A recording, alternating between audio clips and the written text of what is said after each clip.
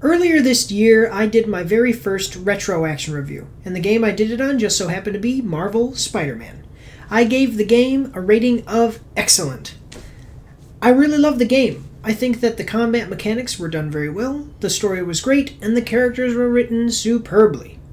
Today we're going to be talking about its sequel. I'm Mike, and this is Mike's rapid action review of Marvel Spider-Man Miles Morales.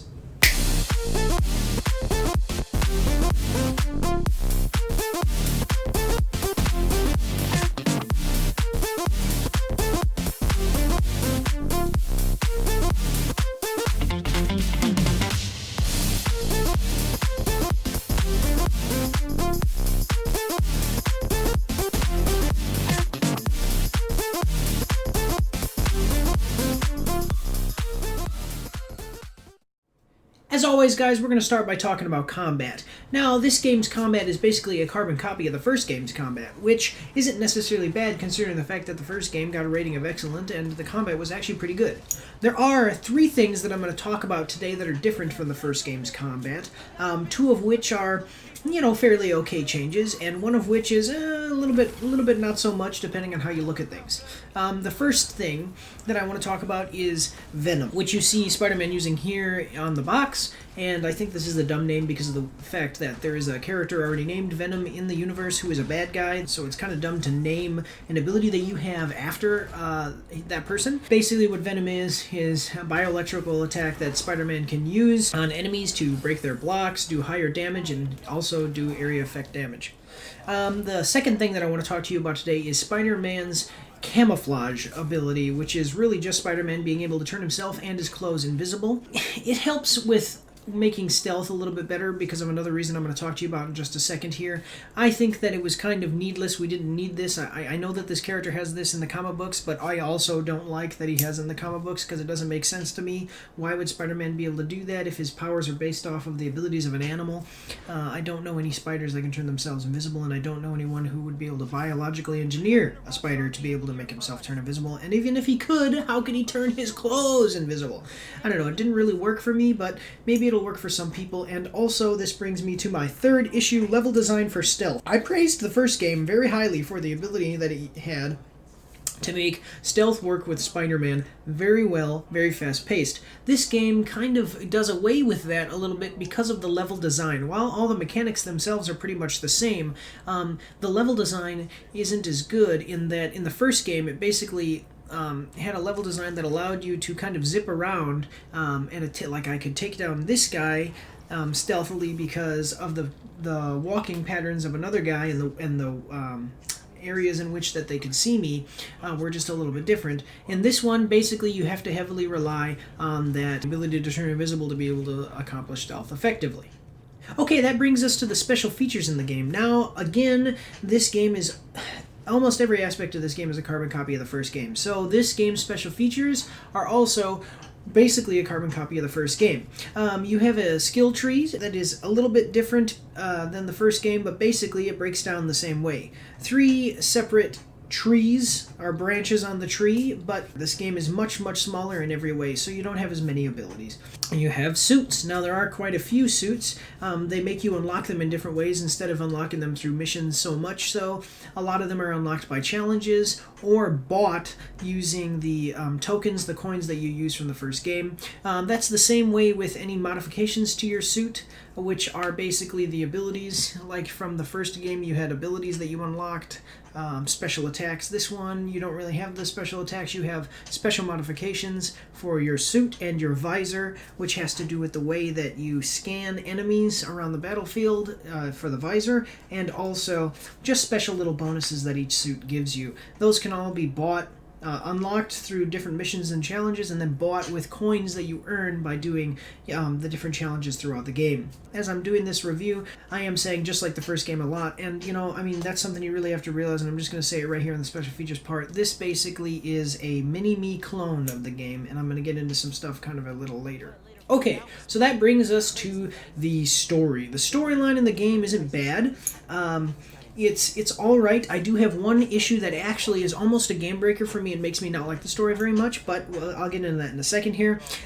Basically, spoiler alert if you haven't played the first one, even though everybody should have played the first one, Spider-Man has to leave and go away, and I think that they did that very poorly, okay? But as far as storytelling elements and how to tell a story, but basically Spider-Man has to leave, and that leaves Miles Morales, who now has Spider-Man powers, to kind of fend for the city on his own for a while Spider-Man is on vacation. Some things go down involving some of Spider-Man's family and friends that lead to him having to save the city himself. That's basically the story. It's very short. The whole game is only 8 to 9 hours long. I was very disappointed in this. It kind of sucks because the first game I paid like $60 for, and I got a like 25 to 30 hour game. This one you pay $60 for, and you get a 8 to 9 hour game with 11 to 12 hours to 100%.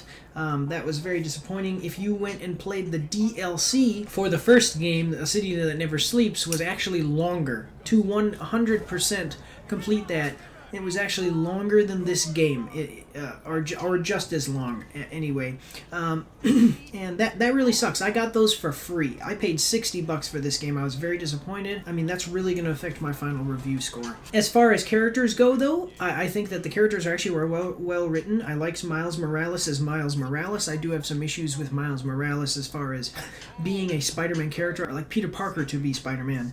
Miles Morales himself as just being Miles Morales, normal guy, no powers. I really like that a lot. Basically, all the characters are done pretty well here. The only one that I did not like was the Tinkerer. Tinkerer is not done well here because, in my opinion, because they basically completely scrap everything that was the Tinkerer for anybody who was into him as a classic character in the comic books. And I hated that because the first game did so well in not doing stuff like that. The first game brought us the classic character. This game scrapped that and gave us their own versions of characters. You only fight 3 boss enemies in the game. There are only 3 villains in the game, so take that as you will. I will tell you, because you've probably seen in the promos and trailers, one of them is Rhino, the 2 others are new characters you're going to get introduced to.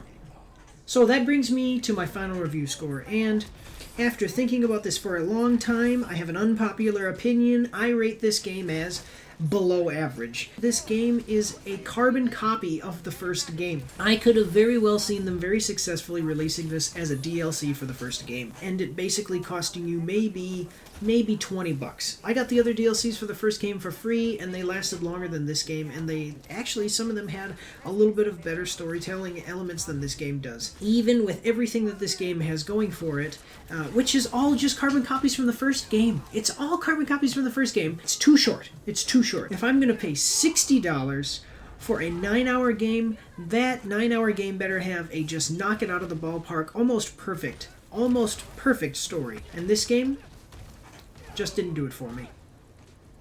Hey everybody, thank you all for watching. I hope that you really liked this video. If you did, leave me a thumbs up and some feedback down in that comment section below. I know that this one may have been difficult for some people to accept.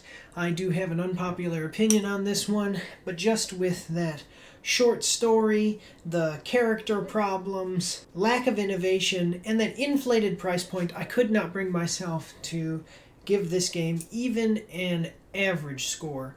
So below average it is. I hope that in the future, with whatever they do with the series, they can improve upon this. I really do think that they should have just released this as a DLC. It's quite a shame that they didn't. But anyway, I want to thank you all again for watching to this far and supporting my channel. Make sure to subscribe and hit that notification bell so that way you can see what videos I have coming out next. The biggest way that you can support the channel for me right now is sharing my content. I am a small content creator and I'm trying to get my name out there. I pay for advertising on multiple platforms, but no advertising I pay for would be as good as you, my viewers, sharing my videos on social media and recommending them to your friends. Thank you all for watching. God bless you and have a good day.